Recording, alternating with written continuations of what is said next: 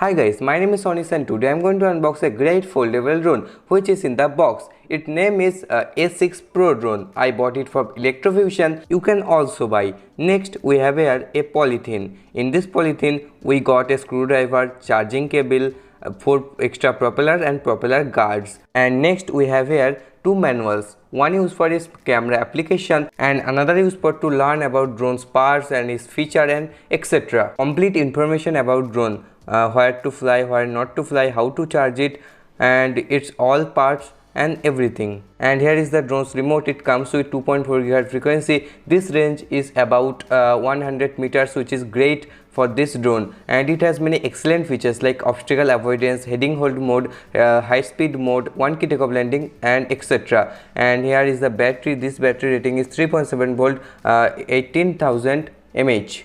Charging time is near about 30 minutes and you can charge it like that. Only insert the micro USB cable to the socket and connect to your mobile adapter. It will start charging. And here is the main unit, which is A6 Pro drone. The drone looking is great. It has tri-directional obstacle avoidance sensor and it comes with dual camera. Let's unfold it.